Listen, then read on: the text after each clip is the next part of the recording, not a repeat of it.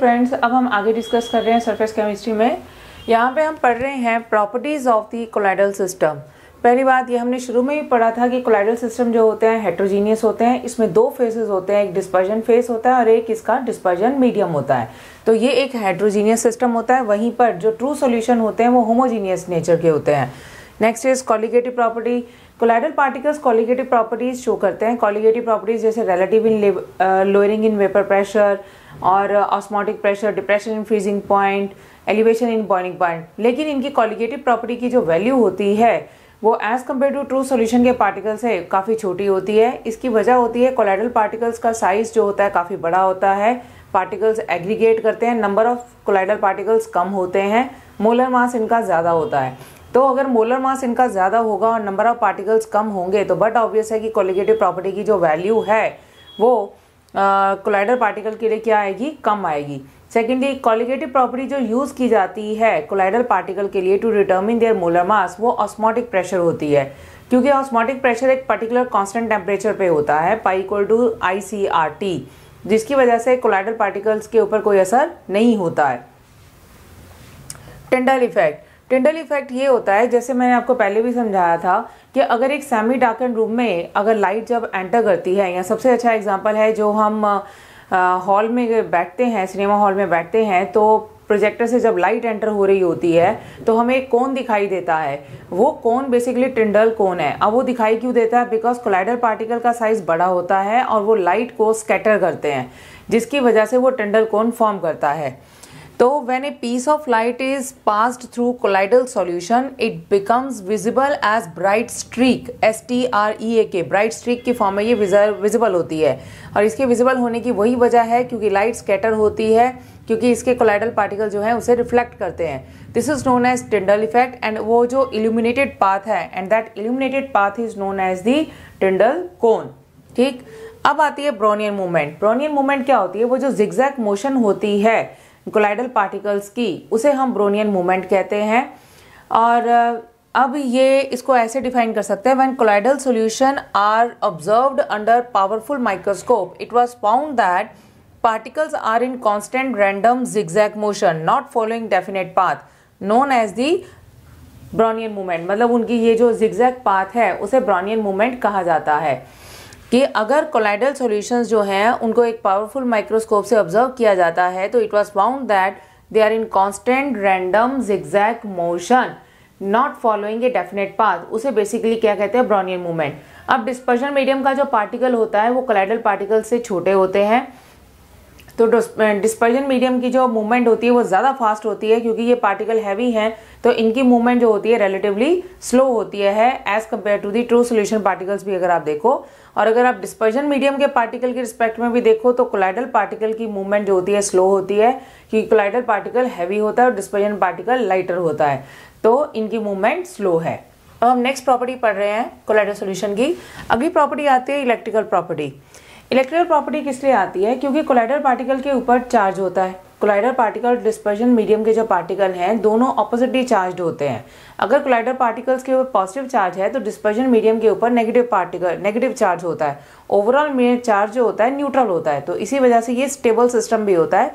और colloidal particle के ऊपर मान लो अगर पॉजिटिव चार्ज है तो लाइक चार्जेस की वजह से ये कोलाइडल पार्टिकल एक दूसरे को रिपेल भी करते हैं, जिसकी वजह से ये कोएगुलेट या प्रेसिपिटेट आउट नहीं करते, जिसकी वजह से ये स्टेबल भी होते हैं। और अगर हम इस चार्ज को रिमूव कर दें, एक्सेस चार्ज को, तो ये चार्ज अगर न्यूट्रलाइज कर दें तो कोलाइडल पार्टिकल आपस में जुड़ जाएंगे और वो प्रेसिपिटेट में कन्वर्ट हो जाते हैं। तो यहाँ पे ये इलेक्ट्रिकल प्रॉपर्टी किसकी वजह से है? क्योंकि कोलाइडल पार्टिकल पे भी चार्जेस होता है और डिस्पर्जन मीडियम पे भी चार्ज होता है, पर दोनों के ऊपर जो चार्ज होता है वो ऑपोजिट होता है। अगर कोलाइडल पार्टिकल पॉजिटिवली चार्ज हैं तो डिस्पर्जन मीडियम के पार्टिकल नेगेटिवली चार्ज होते हैं। अब उससे होगा क्या? होगा ये कि अगर हम इलेक्ट्रिक फील्ड अप्लाई करते हैं, इस तरह से अप्लाई करा कि जिससे सिर्फ कोलाइडल पार्टिकल मूव करें, डिस्पर्जन मीडियम का पार्टिकल मूव ना करे, तो उससे ये होता है कि कोलाइडल पार्टिकल जो है वो मूव करते हैं पर डिस्पर्जन मीडियम का पार्टिकल मूव नहीं करता। अब उस प्रोसेस को बेसिकली क्या कहा जाता है? इलेक्ट्रोफोरेसिस। वहीं पर अगर हमने सिस्टम इस तरह से सेटअप करा कि जिससे सिर्फ डिस्पर्जन मीडियम के पार्टिकल मूव करें पर कोलाइडल पार्टिकल मूव ना करे, तो उस प्रोसेस को कहते हैं इलेक्ट्रो ऑस्मोसिस। अब दोबारा से पढ़ते हैं सारा चीज। Colloidal particles are electrically charge. Colloidal particles और डिस्पर्जन मीडियम मैंने आपको दोनों पे बोला है कि चार्ज होता है। Colloidal particles are electrically charge. All the particles of the colloidal system carry the same charge while the dispersion medium carry the opposite charge। ये बात आपको समझ आ गई। The system overall is electrically neutral, stable and colloidal particle even do not settle down। इनकी non settling property होती है। When an electric current is passed through the colloidal solution and only colloidal particles can move, no dispersion medium particle, then it is known as cataphoresis और electrophoresis कहते हैं। अब आपको समझ आ गया कि डिस्पर्जन मीडियम का पार्टिकल मूव नहीं करा, सिर्फ कोलाइडल पार्टिकल मूव कर रहा है on applying the electric field, तो इस प्रोसेस को कहते हैं कैटाफोरेसिस या फिर उसे कहते हैं electrophoresis. When only medium is allowed to migrate, not the particles, then it is known as electroosmosis। ये भी कोलाइडल पार्टिकल की प्रॉपर्टी है। तो हमने कोलाइडल पार्टिकल्स की प्रॉपर्टी पढ़ी जो है वो पढ़ी है हमने कि टिंडल इफेक्ट है, ब्रोनियन मूवमेंट है, that it is a heterogeneous system है, और अब ये हमने प्रॉपर्टी पढ़ी है इलेक्ट्रिकल प्रॉपर्टी। अब इसके बाद हम आगे पढ़ेंगे नेक्स्ट प्रॉपर्टी इनकी। अब नेक्स्ट देखिए, अब अगला टॉपिक है, अभी तक हमने पढ़ा properties of the colloidal solution. अब हम आगे पढ़ रहे हैं कि कोलाइडल को वापस हमने अगर सस्पेंशन या प्रेसिपिटेट में चेंज करना है तो what are the different methods. अब हम मेरी बात को समझे। अब हम कोलाइडल सॉल्यूशन के बारे में ये नहीं पढ़ रहे हैं कि कोलाइडल सॉल्यूशन की क्या प्रॉपर्टीज हैं या कोलाइडल सॉल्यूशन की स्टेबिलिटी को कैसे बढ़ाया जा सकता है। अब हम पढ़ेंगे कि कोलाइडल सॉल्यूशन को वापस सस्पेंशन या प्रेसिपिटेट में कैसे कन्वर्ट करना है। ठीक है, तो अब उसके क्या मेथड है, that is coagulation of the colloidal system. ठीक है, कोएगुलेशन मतलब उसको प्रेसिपिटेट्स या सस्पेंशन में चेंज करना। अब stability of the colloidal system is due to the existence of electrical charge on the colloidal particles। हमने बोला था कि colloidal particles पे या तो पॉजिटिव चार्ज होगा या नेगेटिव चार्ज। अगर colloidal particles पे नेगेटिव चार्ज है तो डिस्पर्जन मीडियम पे पॉजिटिव होता है। अब यही जो लाइक चार्जेस जो कोलाइडल पार्टिकल के बीच में होता है, जिसकी वजह से कोलाइडल पार्टिकल एक दूसरे को रिपेल करते हैं, जिसकी वजह से वे एक दूसरे को पास नहीं आते हैं और वो कोलाइडल फॉर्म में रहते हैं।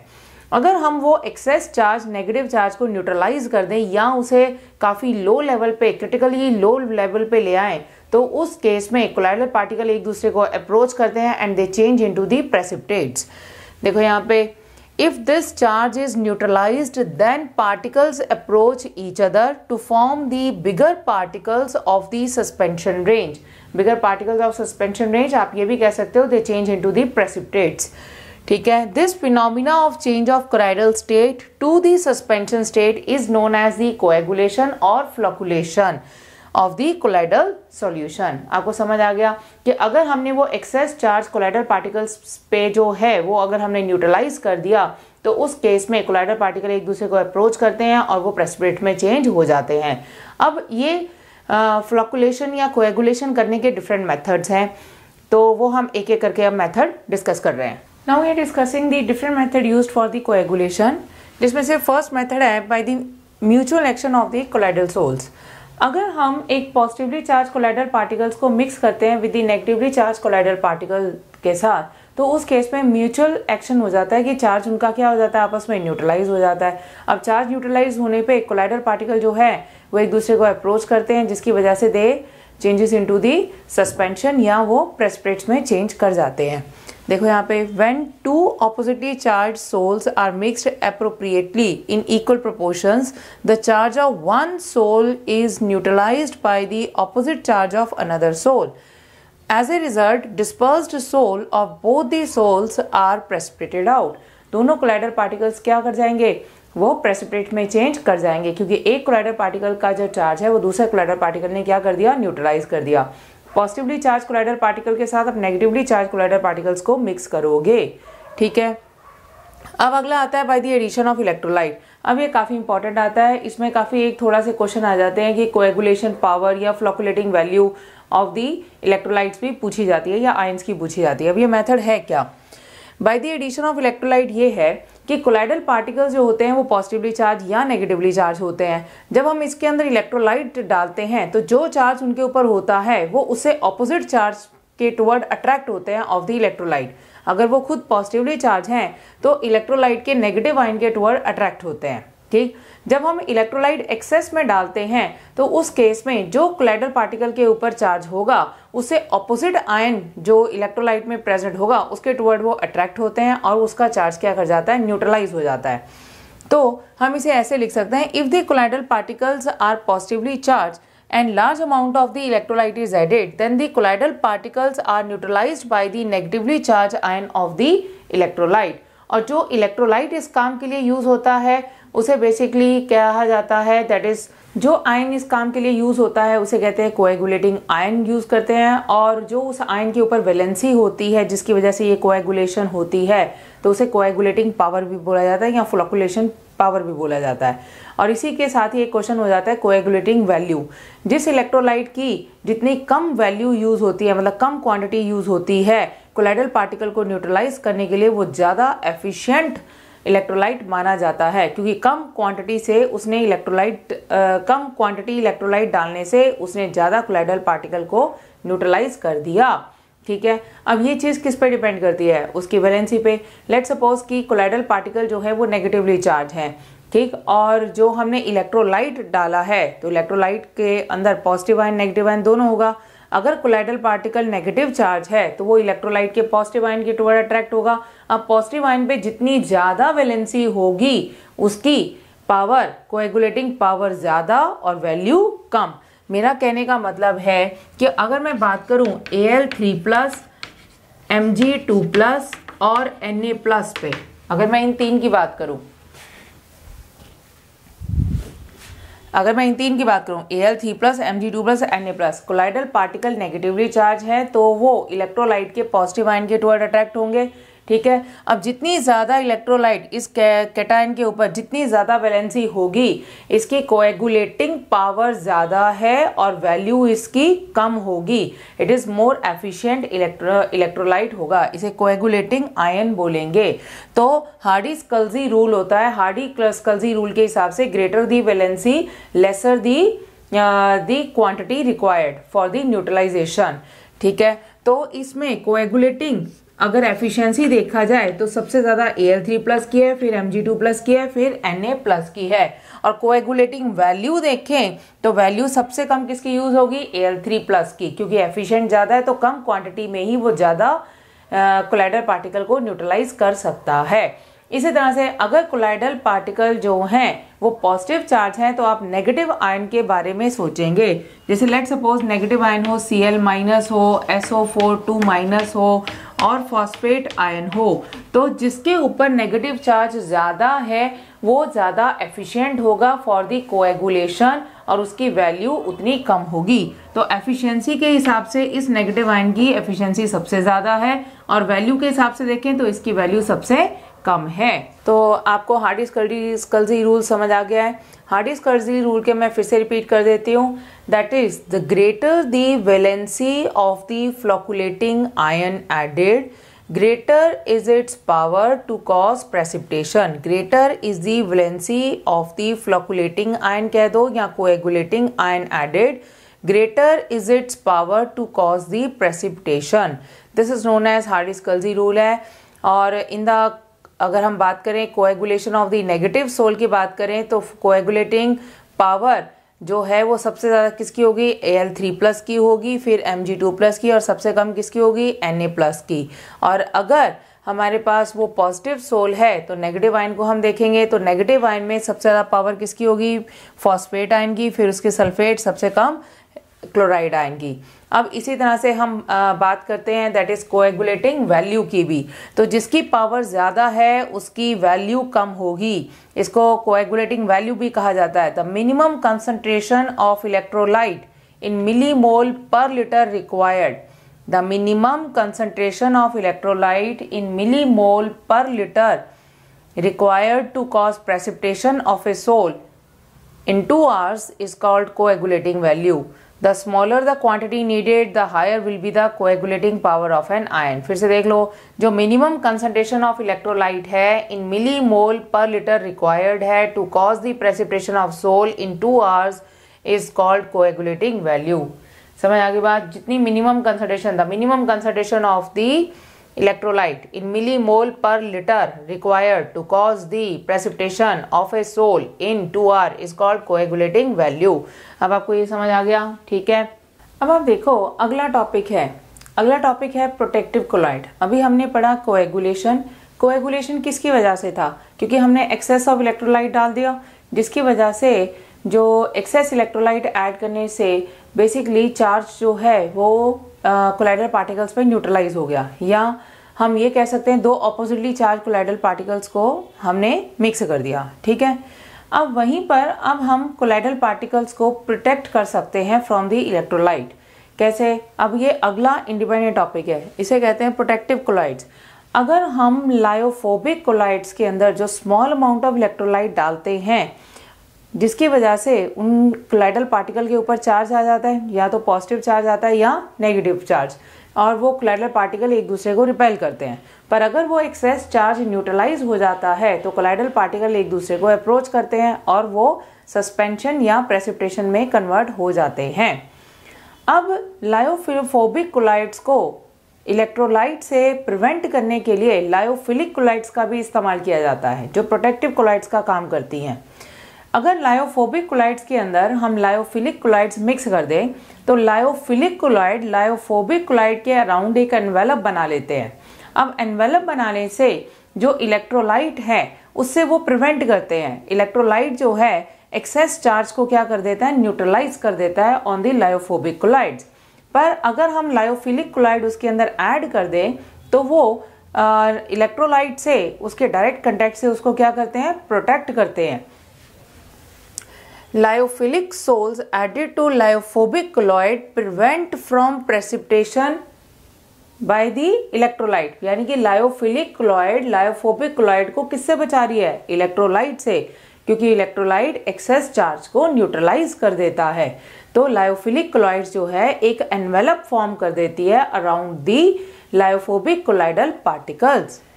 The lyophilic sols added to lyophobic sol provide envelope to the particles of the lyophobic sols। ठीक है, एनवेलप बना लिया and thus protect it from the, किससे प्रोटेक्ट कर रहे हैं, from the action of the electrolyte। समझ आ गई बात ये। This lyophilic colloid used for such purpose are known as the protective colloid कहते हैं। अब इसका एक एग्जांपल कर लेते हैं। जैसे हम एडिशन ऑफ जेलेटिन करते हैं जो कि एक लायोफिलिक कोलॉइड है टू दी गोल्ड सोल जो कि लायोफोबिक कोलॉइड है। कौन से इलेक्ट्रोलाइट से, प्रोटेक्ट द लेटर, मतलब लायोफोबिक कोलॉइड जो कि गोल्ड सोल्ड है from the small amount of the electrolyte that is NaCl।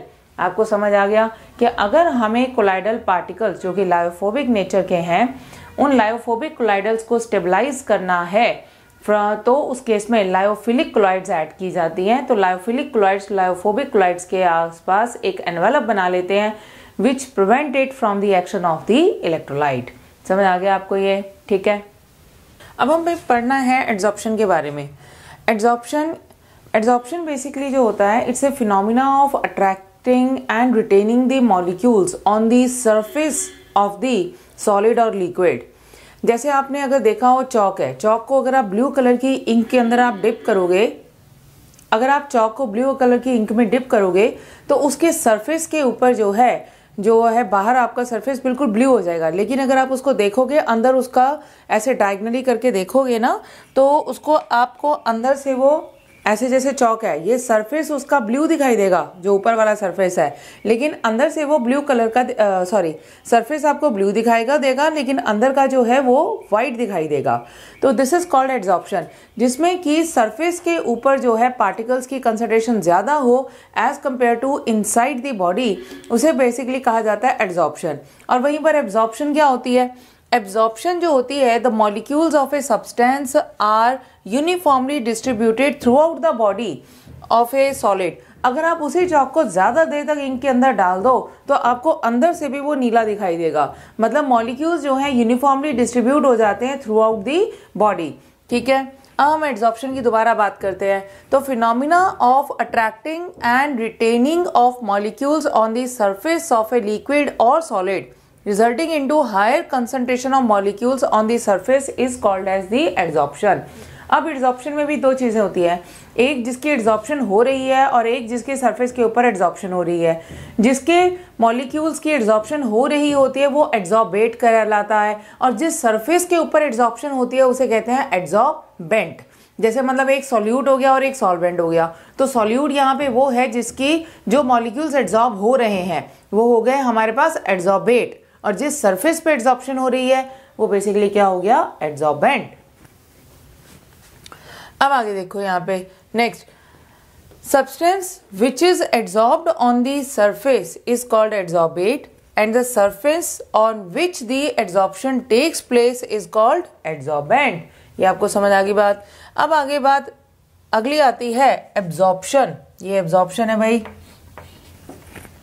Absorption. Absorption क्या हो गई, the molecules of a substance are uniformly distributed throughout the body of a solid और a liquid. The molecules of a substance are uniformly distributed throughout the body of a solid और a liquid. और एक process होता है sorption. Sorption में both adsorption and absorption takes place simultaneously. तो in certain cases both adsorption and absorption takes place simultaneously, उसे basically क्या बोला जाता है, सॉर्प्शन बोला जाता है। ठीक है, अब हम आगे पढ़ेंगे that is what are the different type of adsorption. दो मेन कैटेगरी आती है, एक फिजियोसॉर्प्शन और एक केमिसॉर्प्शन, और इनके डिफरेंसेस लिखने के लिए आते हैं, तो ये काफी इंपॉर्टेंट है, तो पहले हम वो डिस्कस कर रहे हैं। अब देखिए एड्जॉर्प्शन टू टाइप की होती है, एक फिजियोसॉर्प्शन और एक केमिसॉर्प्शन। तो अब हम बात कर रहे हैं इनके डिफरेंसेस के बीच में। फिजियोसॉर्प्शन जो होती है it arises because of the van der Waals forces. जो van der Waals force of attraction होती है between the adsorbate and adsorbent, मतलब कोई रियल बॉन्ड नहीं बनता है, so it's a force of attraction between the adsorbate and adsorbent. लेकिन जो केमिसॉर्प्शन है ये तभी पॉसिबल है अगर उनके बीच में केमिकल बॉन्ड की फॉर्मेशन होती है। इसका एग्जांपल आ जाएगा, जैसे हम केमिसॉर्प्शन की बात करें कि हाइड्रोजन जो एड्जॉर्ब होती है मेटल्स में for the formation of the metal hydride, तो वो बेसिकली जो होती है केमिसॉर्प्शन होती है, केमिकल बॉन्ड फॉर्मेशन होते हैं। हाइड्रोजन की जो एड्जॉर्प्शन होती है मेटल्स के ऊपर, तो वो बेसिकली क्या आ जाती है, केमिसॉर्प्शन का पार्ट आ जाता है। अब अगर इसको देखें तो it is not specific in nature नहीं होती है, ठीक है, पर वहीं पर ये केमिसॉर्प्शन जो है ये काफ़ी स्पेसिफिक इन नेचर होती है, क्योंकि हर सब्सटेंस, हर मेटल, जैसे हर सब्सटेंस हर एड्जॉर्बेंट के साथ केमिकल रिएक्शन नहीं कर सकता, तो it is very specific in nature. Next is ये रिवर्सिबल होती है जबकि ये इरिवर्सिबल होती है। अगर हम इसे हीटअप करते हैं तो मॉलिक्यूल्स जो होते हैं वो सरफेस से जो हैं वो डिजॉल्व कर जाते हैं, मतलब रिमूव हो जाते हैं। It depends on the nature of gas. अगर गैस जो है वो काफ़ी ज़्यादा लिक्विफाइबल है तो हाई लिक्विफाइबल गैसेस जो होती हैं वो बहुत इजीली एड्जॉर्ब हो जाती हैं, क्योंकि ज़्यादा लिक्विफाइबल गैसेस जो होती हैं उनकी van der Waals force of attraction ज़्यादा होती है। लेकिन ये जो है gases which can react with the adsorbent, वही बेसिकली केमिसॉर्प्शन करती हैं। ये भी नेचर ऑफ गैस पे डिपेंड करती है, पर कैसे कि जो केमिकल रिएक्शन कर सके एड्जॉर्बेंट के साथ। It results into the multi molecular layer, जबकि it result into the unimolecular layer. Van der Waals force of attraction की वजह से मैनी लेयर्स फॉर्म कर जाती है सरफेस के ऊपर, लेकिन केमिकल बॉन्ड के रिएक्शंस की वजह से सिर्फ एक यूनिमॉलिकुलर लेयर ही फॉर्म करती है केमिसॉर्प्शन में। Next point, enthalpy of adsorption जो होती है वो फिजियोसॉर्प्शन में काफ़ी लो होती है, 20 to 40 है, इसलिए लो टेम्परेचर इसमें फेवरेबल है। हाई टेम्परेचर के ऊपर जो है वो फिजियोसॉर्प्शन जो है वो फेवरेबल नहीं होती है। केमिसॉर्प्शन जिसमें एंथैल्पी ऑफ एड्जॉर्प्शन जो होती है it is from 80 to 240 kilo joule, और हाई टेम्परेचर इसको फेवर करता है।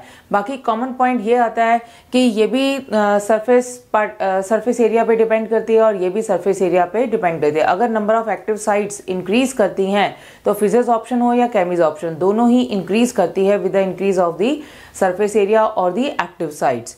तो आपको ये समझ आ गया फिजियोसॉर्प्शन और केमिसॉर्प्शन। अब हम पढ़ते हैं दैट इज एड्जॉर्प्शन आइसोथर्म। आप ध्यान से देख लो, इनके बीच में डिफरेंसेस, बहुत बड़ा डिफरेंस है। ये रिवर्सिबल है, ये इरिवर्सिबल है। ये केमिकल बॉन्ड नहीं फॉर्म करती है, van der Waals force of attraction है and it is caused by the chemical bond, ठीक है। फिर ये स्पेसिफिक नेचर में नहीं है, केमिसॉर्प्शन स्पेसिफिक नेचर में है। ये यूनिमॉलिकुलर लेयर बनाती है केमिसॉर्प्शन, जबकि फिजियोसॉर्प्शन मल्टीमॉलिकुलर लेयर फॉर्म करती है। और एंथैल्पी ऑफ एड्जॉर्प्शन जो होती है फिजियोसॉर्प्शन में 20 to 40 किलो जूल है, और लो टेम्परेचर इसको फेवर करता है। Chemisorption enthalpy of adsorption high होती है 80 to 240 kilo joule and high temperature favours the chemisorption. आपको ये दोनों डिफरेंस दोनों के बीच में याद हो गए। अब हमने आगे पढ़ना है दैट इज एड्जॉर्प्शन आइसोथर्म। अब हम पढ़ते हैं adsorption isotherm. Adsorption isotherm basically क्या है? ये एक कर्व है जो कि हमें ये बताता है the variation in the amount of gas adsorbed by the adsorbent with the pressure. Variation of the gas adsorbed मतलब अमाउंट ऑफ गैस के लिए है ये, जो अमाउंट ऑफ गैस एड्जॉर्ब होती है on the surface of the adsorbent absorbed by the adsorbent with the variation with the pressure at constant temperature is that curve is known as the adsorption isotherm। तो जो amount of gas absorbed हो रही है on the surface of the adsorbent, gas जो solid surface के ऊपर absorb हो रही है, तो amount of gas absorbed पर unit gram of the ये बेसिकली ग्राफ हमें बताता है कांस्टेंट टेम्परेचर के ऊपर जो अमाउंट ऑफ गैस एड्जॉर्ब हो रही है on the surface of the adsorbent, solid surface of the adsorbent with the variation in the pressure। अगर आप प्रेशर को चेंज करोगे तो amount of gas adsorb on the surface of the adsorbent कैसे very करती है वो बेसिकली हम एड्जॉर्प्शन आइसोथर्म में पढ़ते हैं। तो एड्जॉर्प्शन आइसोथर्म जो है वो फ्रूडलिक एड्जॉर्प्शन आइसोथर्म है। जो इक्वेशन हमारे पास है x/m equal to k into P raised to power 1/n, n की वैल्यू ग्रेटर देन 1 है। 1/n की वैल्यू 0 से लेके 1 के बीच में आ सकती है। 1/n की वैल्यू 0 से लेके 1 मतलब पॉइंट, जनरली इसकी वैल्यू 0.1 से 0.5 के बीच में होती है। अब आगे देखो x क्या है? x is the amount of gas adsorbed और m क्या है? Amount of adsorbent. तो x/m क्या हो गया? अमाउंट ऑफ गैस एड्जॉर्ब्ड पर ग्राम ऑफ द एड्जॉर्बेंट, पर ग्राम ऑफ द एड्जॉर्बेंट। और p इसमें क्या हो जाएगा? प्रेशर ऑफ द गैस, ठीक है। और k और n कांस्टेंट होते हैं जो डिपेंड करते हैं एड्जॉर्बेंट के ऊपर और गैस के ऊपर एट ए पर्टिकुलर टेम्परेचर। अब इसके दो ग्राफ ड्रॉ किए जाते हैं, x/m वर्सेस p का। जो पहला वाला ग्राफ है जो एक्सपोनेंशियल ग्राफ हो जाएगा। तो प्रेशर के इंक्रीज करने पे amount of gas adsorb per unit gram of the adsorbent increase कर रही है। टेम्परेचर को अगर हम बढ़ाते हैं, देखिए 244 से 273 करा तो एड्जॉर्प्शन कम हो जाती है, फिजियो एड्जॉर्प्शन कम हो जाती है विद इंक्रीज ऑफ टेम्परेचर। और हाई प्रेशर के ऊपर तो सैचुरेशन लेवल आ जाता है। तो हाई प्रेशर के ऊपर वैसे फ्रूडलिक एड्जॉर्प्शन आइसोथर्म काम नहीं करता है, वो इसकी लिमिटेशन आ जाती है।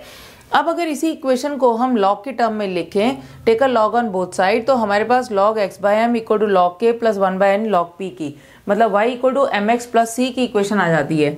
ये हमारा y एक्सिस हो गया, ये y है, और ये log p क्या हो गया? x का मल्टीपल स्लोप m हो गया, और ये constant y equal to mx plus c की इक्वेशन। तो ये स्ट्रेट लाइन आ गई। अब अगर हम ओरिजिन पे देखें, यहाँ पे ओरिजिन पे हम अगर यहाँ पे देखें जहाँ पे x 0 है, तो उस केस में y की वैल्यू क्या हो जाएगी? c के बराबर आ जाती है, और c हमारा क्या हो गया? log k हो गया। और जैसे जैसे प्रेशर log p बढ़ता जा रहा है और ये स्ट्रेट लाइन है, पॉजिटिव स्लोप है, तो अमाउंट ऑफ गैस एड्जॉर्ब पर gram of the adsorbent increase करेगा। प्रेशर के इंक्रीज करने पे ही इंक्रीज करेगा, पर हाई प्रेशर के ऊपर ये डिफाइंड नहीं हो पाता, सैचुरेशन आ जाती है, तो ये ग्राफ फेल कर जाता है उसके ऊपर।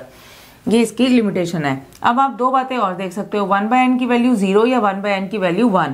जब 1/n की वैल्यू 0 है तो x/m किसके इक्वल है? k के बराबर है, मतलब अमाउंट ऑफ गैस एड्जॉर्ब पर ग्राम ऑफ एड्जॉर्बेंट कांस्टेंट हो गई। जब यहाँ पे 1/n 0 हो गया तो x/m इक्वल टू k हो जाता है। और जब 1/n की वैल्यू मैक्सिमम अगर 1 चली जाती है तो उस केस में अगर 1/n, ध्यान से देखिए यहाँ पे, अगर 1/n 0 हो जाता है तो x/m इक्वल टू k हो जाता है, ठीक है। और अगर 1/n इक्वल टू 1 हो जाता है तो x/m equal to k into p, ये इक्वेशन आ जाती है।